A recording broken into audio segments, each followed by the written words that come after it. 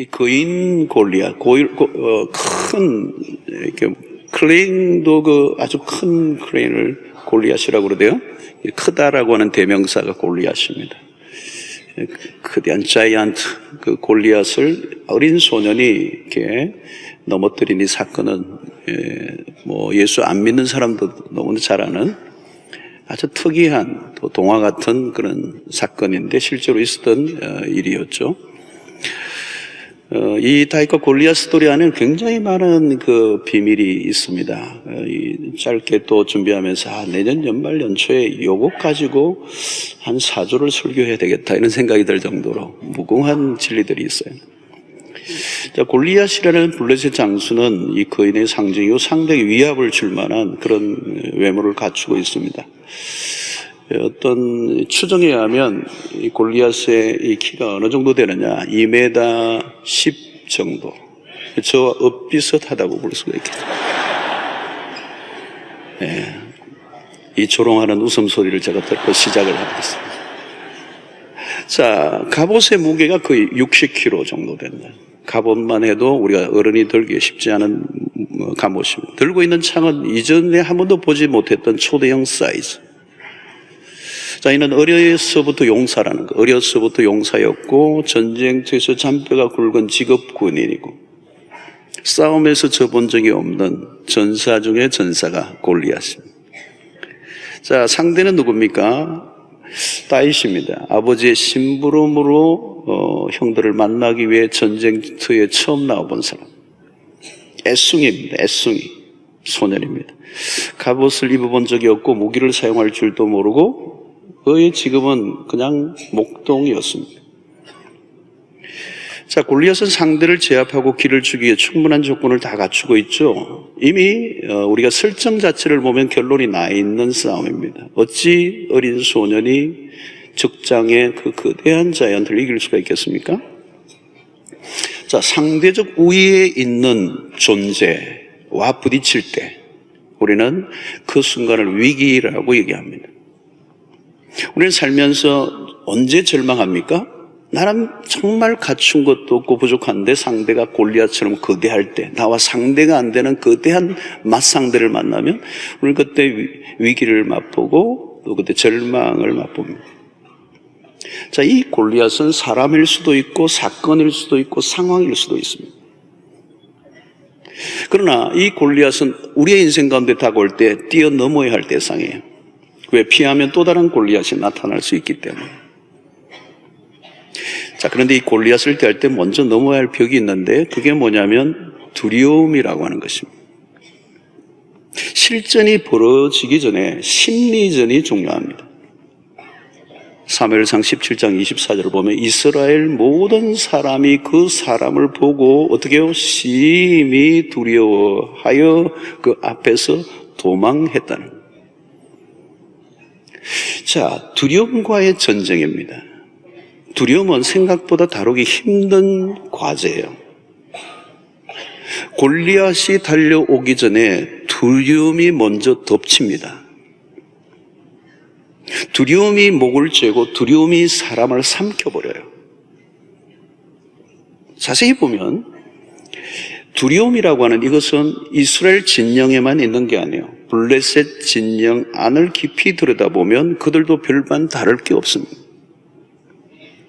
골리앗이 공격을 하지 않고 아침 저녁으로 40일 동안 엘라 골짜기에서 고래고래 소리를 지르는 이유는 두려움 때문입니다. 블레셋은 이스라엘의 화려하고 전설적인 과거 전력들을 듣고 알고 있습니다. 그들은 내심 불안해하고 있어요. 종종 큰 소리를 치는 사람들이 있는데 두렵다는 뜻입니다. 남편이 밤늦게 들어오면서 큰 소리를 치거들랑 두려워하고 있다는 사실을 기억하시면 돼요. 자, 엘라 골짜기를 사이에 두고 모두가 두려워하고 있습니다. 단지 서로 두려움을 숨기고 있을 뿐입니다. 우리의 삶의 현실도 마찬가지. 우리가 사는 세상은 온통 두려움과 불안과 공포와 염려와 근심과 절망과 좌절로 가득 차 있어요. 두려움은 전쟁터에서만 있는 게 아닙니다. 삶이 사실 전쟁이죠. 우리는 생존 전쟁, 입시 전쟁, 취업 전쟁, 무슨 전쟁이 많아요. 예수 믿는 사람은 전쟁이 하나 더 붙었습니다. 영적 전쟁.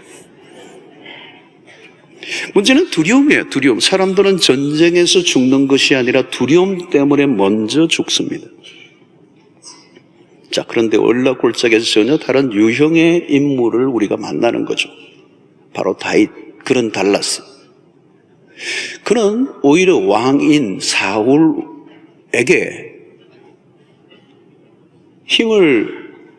용기를 북돋아주고 있어요. 17장 32절을 보면 다윗이 사울에게 말하되 그로 말미암아 사람이 낙담하지 말 것이라. 주의 종이 가서 저 블레셋 사람과 싸우리이다. 왕에게 두려워하지 말라고 권면합니다. 무슨 의미합니까? 이것은 역사의 지금 대세가 다윗에게로 넘어가고 있는 상황을 지금 성경이 묘사하고 있는 거예요. 그런 엘라 골짜기에서 두려움을 이긴 유일한 인물이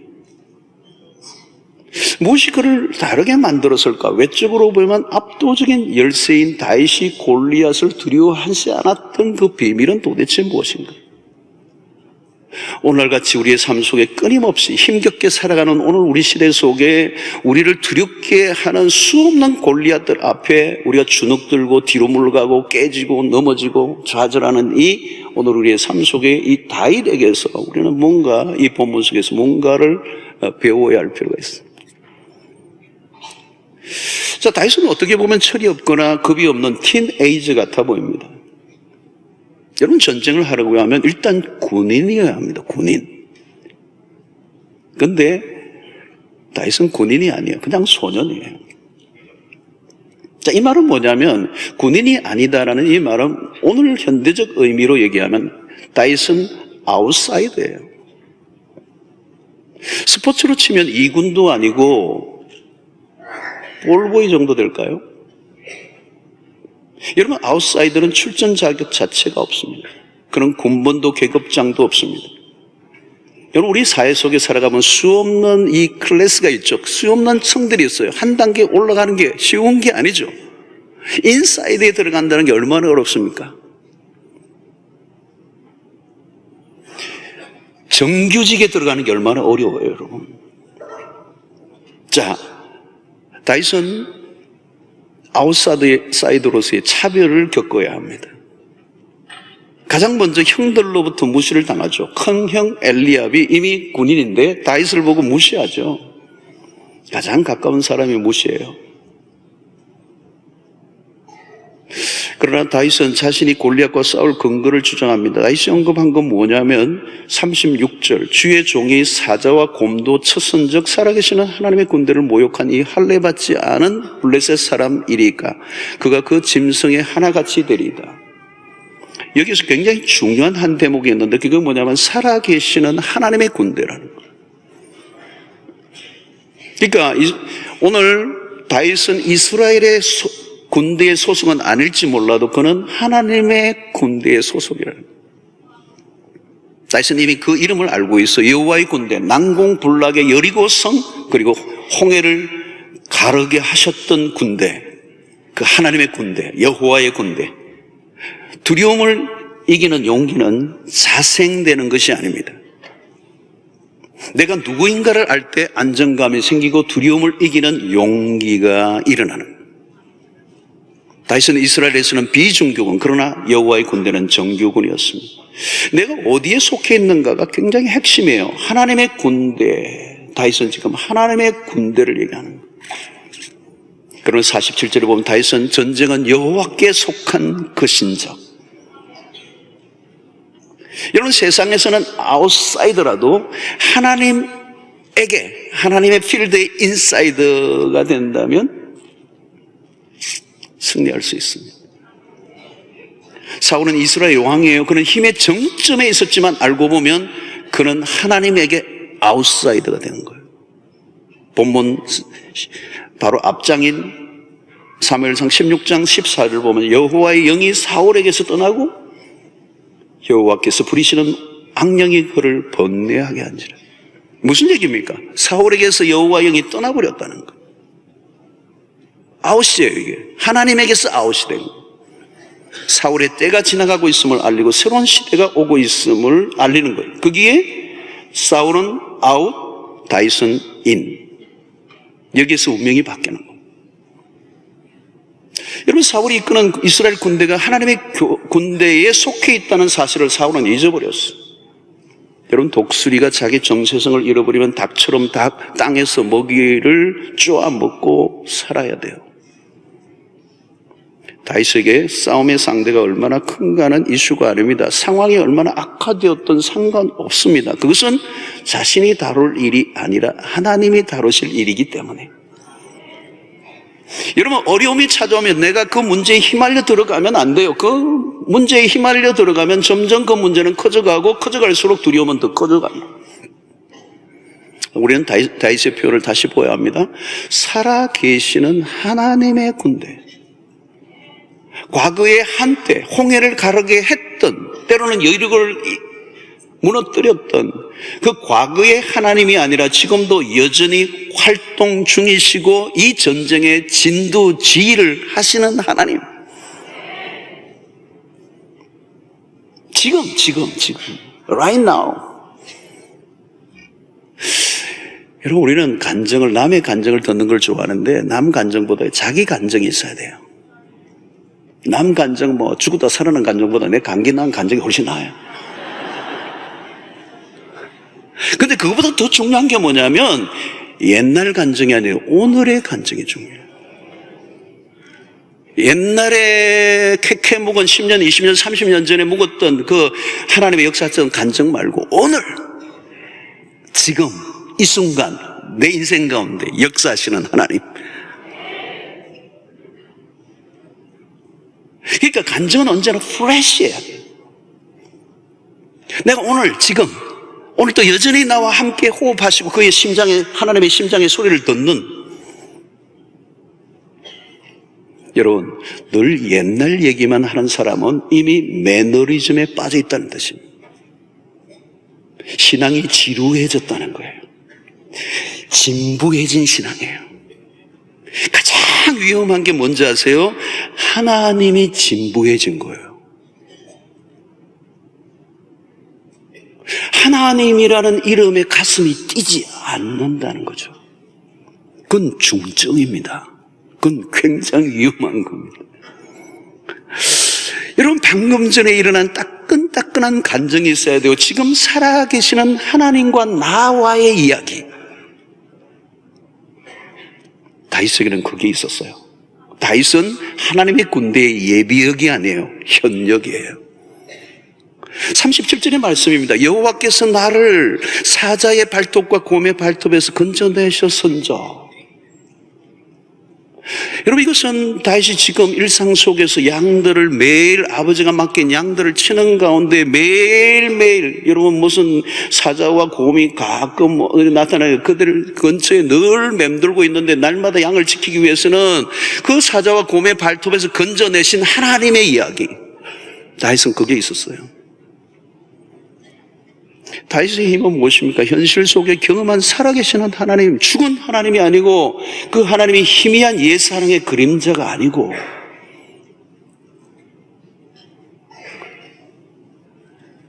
성도 여러분, 추상적인 하나님으로는 힘든 현실을 견뎌낼 수가 없습니다. 치열한 실전 상황이 되면 우리 안에 있는 허영과 허세는 저지없이 깨어져요. 그러니까 우리의 신앙의 거품을 자꾸 걷어내야 돼요. 우리의 신앙의 허영을 걷어내야 돼요. 하나님을 믿는 척하는 그걸로는 치열한 현실 골리앗이 딱 나타나면 게임이 안 된다는 박살내. 그 거품 신앙으로 골리앗을 어떻게 이깁니까? 사자와 곰의 발톱으로부터 건져내신 하나님, 그 하나님의 표현 안에는 현재형 하나님이네, 현재형. 그러니까 사자와 곰과의 싸움을 통해 다윗은 이미 거친 들판에서 이미 거인이 되어 있어요. 힘겨운 현실에서 하나님의 임재를 경험하고 하나님을 신뢰하는 법을 익혀가며 그의 삶이 점점 거인이 되어가는. 모세가 오늘 하나님에게 질문합니다. Who you are? 당신이 누구이십니까? 당신이 누구라고 할까요? 나를 보내신다면 내가 당신을 누구라고 소개해야 될까요? 그때 하나님의 대답이 뭐야? I am that I am. 나는 과거의 하나님은 지금, 언제나 과거도 없고 현재도 없고 미래도 없고 시간과 공간을 초월해서 언제나 여전히 살아계시는 하나님. 한때 살아계셨던 하나님이고 지금 죽은 하나님이 아니고 여전히 변함없이 I am. 요한복음에서 끊임없이 얘기하는 에고 에이미. 여러분, 하나님을 현재형으로 만나고 계십니까? 빌리 그레이엄 목사님이 어느 기자가 약간 빈정되는 투로 무신론자인 기자가 빌리 그레이엄 목사님이 하나님 계시면 어디 계시죠? 하나님 계신가요? 하나님 계시면 어디 계십니까? 빌리 그레이엄 목사님 대답해 주십시오. 빌리 그레이엄 목사님이 그 기자를 만나는 순간 그 대답을 합니다. 하나님요? 하나님 어디 계시다고요? 난 지금도 방금 만나고 나오는 길인데요. 여러분, 어제 아무리 화려한 승리를 거둔 군대라도 지금 살아계시는 하나님을 의지하지 않으면 패잔병이 될 수 있습니다.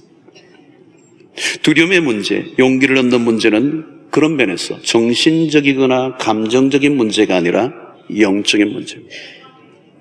하나님과의 관계에서 결정이 납니다. 두려움을 이기는 용기는 선천적으로 생기는 것이 아니에요. 후천적입니다. 누구나 골리앗과 같은 상황에 부딪히면 두려워집니다. 그러나 일상 속에서 하나님과 함께하는 경험이 쌓여가면 두려울 것이 없다는 사실을 스스로 조금씩 체득해가며 그 하나님에 대한 신뢰가 깊어질수록 우리는 두려움을 이기는 담력이 조금씩 쌓여가게 되는 거예요.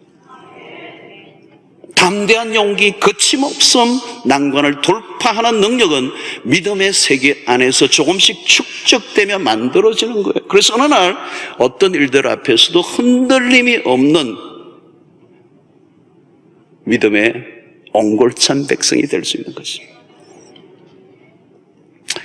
자, 여러분, 그러므로 오늘 우리의 삶은 외적인 조건에 의해서 결정되지 않는다는 거예요. 육안으로 보면 거인은 많아요. 골리앗도 거인이지만 사울 왕도 거인이에요. 다른 사람보다 어깨 위가 머리 하나 더 큰 키를 갖고 있어요. 다윗의 형들도 할리우드 액션 스타들 정도 가면이에요. 대단한 용모가 출중한 사람들. 겉으로 보면 다 용사죠. 그러나 거대한 장벽에 가로막히면 상황은 달라집니다. 겉보기만으로는 몰라요. 실제로는 잘 나가고 성공의 가도를 달리고 무패의 인생이라도 속으로는 떨고 있는 사람이 얼마나 많은지 모릅니다. 겉으로는 대단해 보이는데 종이 호랑이 한순간에 무너져. 그래서 하나님은 외모를 보시지 않고 중심을 보신다고 그러죠. 16장 17절 여호와께서 사무엘에게 이르시되 그의 용모와 키를 보지 말라. 내가 이미 그를 버렸노라. 내가 보는 것은 사람과 같지 아니하니 사람은 외모를 보거니와 나 여호와는 중심을 보느니라. 얼마나 중요한 말씀입니까, 여러분? 껍데기 아니라는 거예요. 하나님의 관심은 외적인 게 아니라는 거예요. 하나님은 골리앗과 다윗의 극명한 태도를 통하여 우리에게 주시는 메시지는 뭡니까? 껍데기, 겉으로 보이는 용모와 그 건장함, 그 화려함 아무것도 아니라는 거예요. 그 계급장, 그 훈장, 그 화려한 군복들, 여러분, 알려져 있는 드러난 거인은 거인이 아닐 수 있습니다. 화려한 포장 뒤에 허구가 있어요. 진짜 얼굴을 숨기고 가면을 쓰고 살아가는 겁니다. 사울왕은 왕이라는 과면을 쓰고 있는 것이에요. 내면은 부들부들 떨고 있는 아이. 가면을 벗겨 보아야 실상이 나옵니다. 여러분, 종종 가면을 벗는 시간이 필요해요. 계속 쓰고 있으면 안 돼요. 쓰고 있을 수도 없어요. 다윗은 다릅니다. 다윗은 아이예요, 아이. 근데 그 안에 거인이 들어있어. 그는 살아계신 영원한 레전드 하나님을 모시고 있습니다. 다윗이 시종일관 주목하고 있는 것은 골리앗이 아니죠. 그는 자이언트, 슈퍼 자이언트, 하나님을 바라보고 있어. 다윗의 눈높이는 하나님과 맞추어져 있어. 하나님과 늘 눈이 맞춰야 대화가 가능한 거예요. 그는 세상과 사물을 바라보는 눈이 달라요. 다른 세계관을 가지고 있습니다. 하나님과 동행하는 일상을 살다 보니 새로운 안목이 생겨요. 하나님과 눈 맞추며 살았던 그의 인생 가운데 골리앗은 자이언트가 아니에요. 그게 다윗의 힘이고 축복이었습니다. 자, 오늘 다윗은 단순하게 접근합니다. 사울 왕이 제안한 갑옷과 무기를 거절하죠. 골리앗과 같이 그 육중한 갑옷과 무기를 다윗도 들고 나갔다면 싸우기도 전에 죽었을 거예요. 다윗은 상황 파악이 빨랐습니다. 남이 좋다고 다 나에게 좋을지 미지수입니다. 가장 안 좋은 인생은 남의 인생을 흉내내는 것이죠. 자기 것이 없을수록 흉내를 내며 살아갑니다. 왜 이게 우리 인생을 힘들게 하는 거예요? 여러분, 옷은 자기 옷이 가장 좋습니다.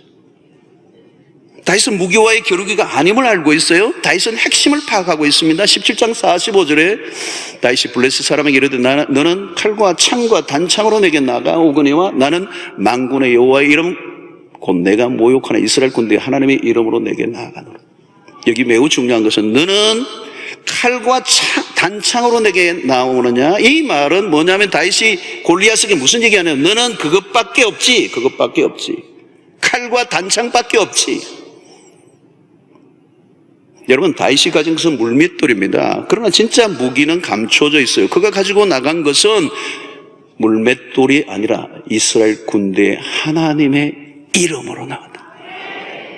무엇을 연상합니까? 사도행전 3장 6절의 말씀, 베드로가 이르되 은과 금은 내게 없거니와 내게 있는 것으로 내게 주노니 나사렛 예수 그리스도의 이름으로 일어나 걸어라. 하나님의 이름, 나사렛 예수의 이름의 권세. 다윗은 핵심을 붙잡고 있는 거예요. 여러분, 무엇을 많이 갖춘다고 되는 게 아닙니다. 뭘 하든 마찬가지예요. 사업을 하든 하든 많이 갖추고 인맥을 동원하고 그런다고 되는 게 아니고 핵심을 붙들어야 돼요. 핵심 파악입니다. 대개는 주변의 것들을 가지고 열을 올립니다. 중요하지도 않은데 중요한 것처럼 그것을 붙들고 늘어지고 세월 다 보내버려요. 근데 알고 보면 쓰레기예요. 핵심을 파악하는 눈, 그게 승리의 비결 중에 하나예요. 무엇인가 도움이 될 것 같은데 도움이 안 되는 것들이에요. 착각은 자유입니다. 그러나 선택은 생명이 오고 가는 거예요. 위기를 만나면 별별 것들을 다 붙들고 늘어지고 이 사람 저 사람 만나며 무엇이 도움이 될까? 안절부절. 여러분, 위기의 순간에는 본질에 집중해야 합니다. 핵심을 붙잡아야 됩니다. 사울의 모든 갑옷과 값비싼 무기가 다윗에게는 전혀 도움이 되지 않아요. 다윗은 무기의 싸움이 아니라는 걸 알았기 때문에.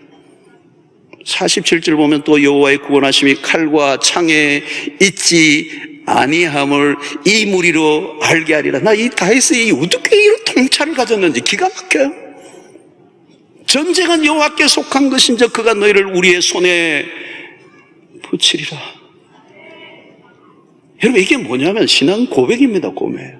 와, 대단한 소년이, 탄탄한 신앙을 가진 거인이에요. 이 신앙의 고백입니다. 이 싸움은 칼과 창의 싸움이 아니고 이 전쟁은 하나님께 속해 있다. 죽고 사는 것 하나님에게 달려있다. 눈에 보이는 싸움이 아니다. 여러분, 이 신앙의 고백이 매우 중요합니다. 잡다한 지식으로 무장해봐야 골리앗 앞에 왕창 깨지고 말아요. 우리 인생에 골리앗이 다가오면 필요한 게 딱 하나입니다. 신앙 고백이에요. 고백. 하나님은 하나님이십니다. 하나님은 살아계십니다.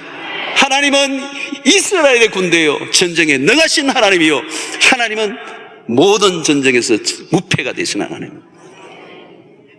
자, 오늘 50절 여러분 보십시오. 다윗이 이같이 물며 돌로 블레셋 사람을 이기고 그를 쳐 죽였으나 자기 손에 칼이 없었더라.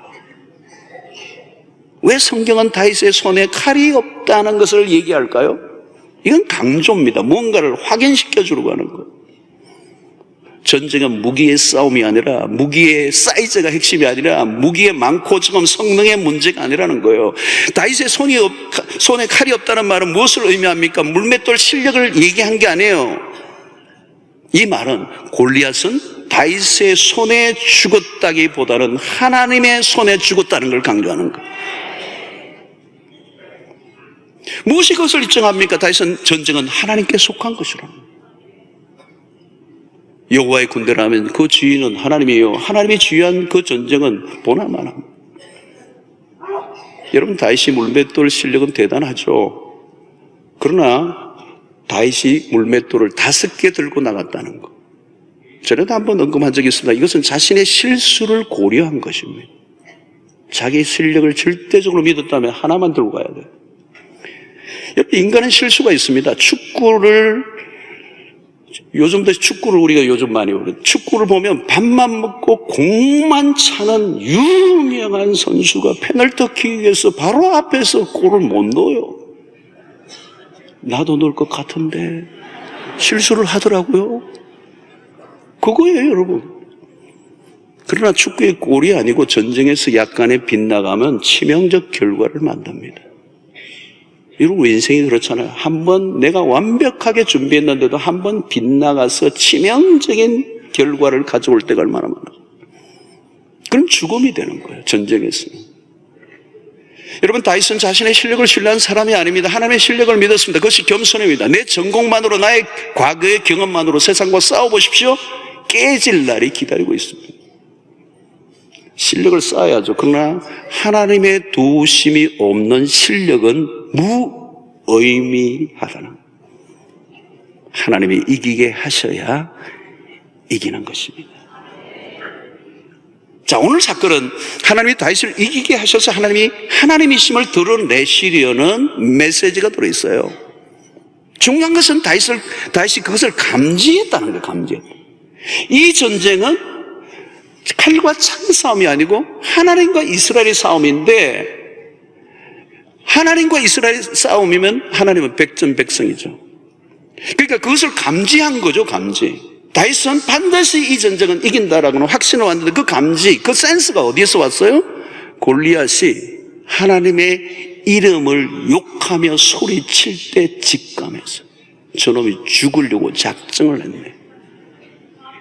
만군의 여호와의 이름을 할례 받지 못한 자가 입으로 욕을 해야 되는 걸 보면서 전 죽었다.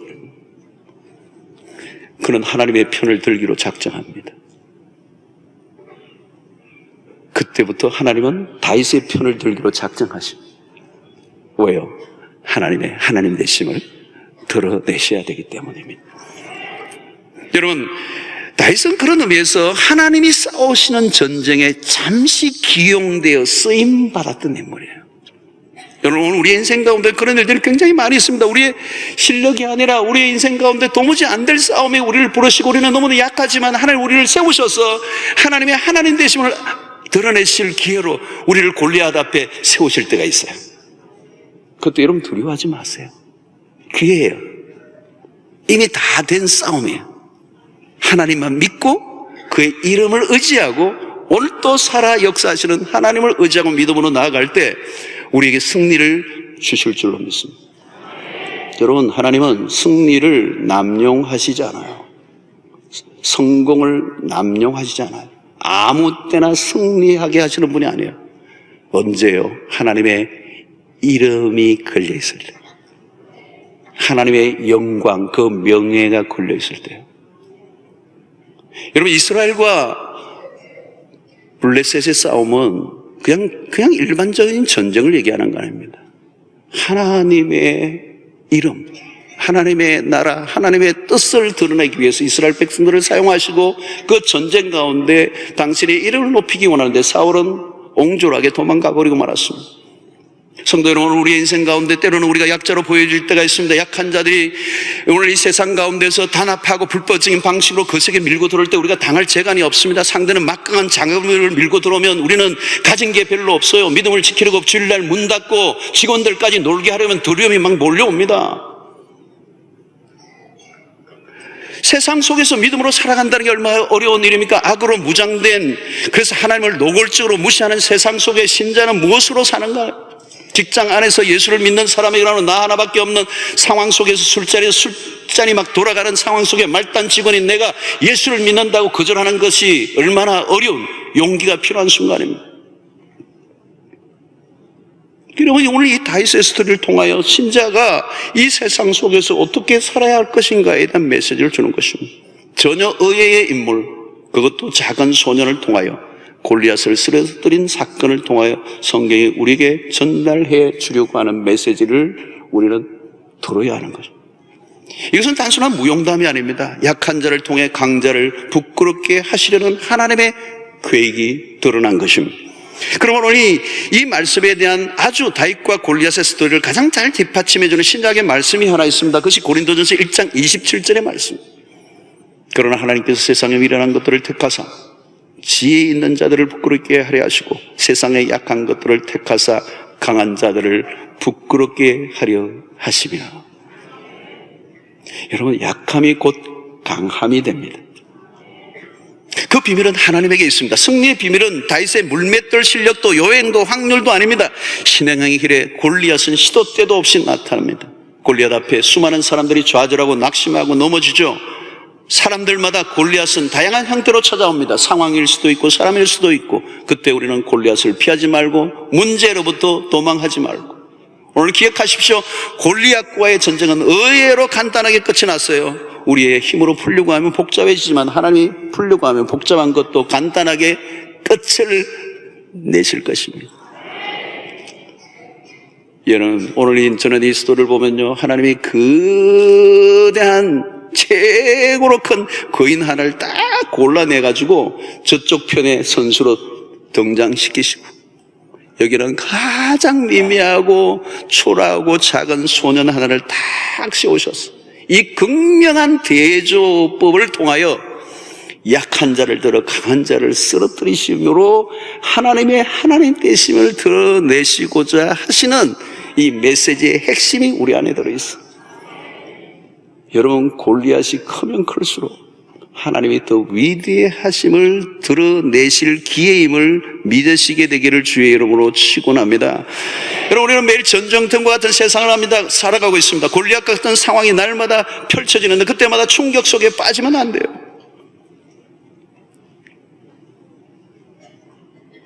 우리는 골리앗이 나타날 때 하나님, 그 위대하신 이름을 찬양하고 높여드릴 수 있는 기회라는 사실.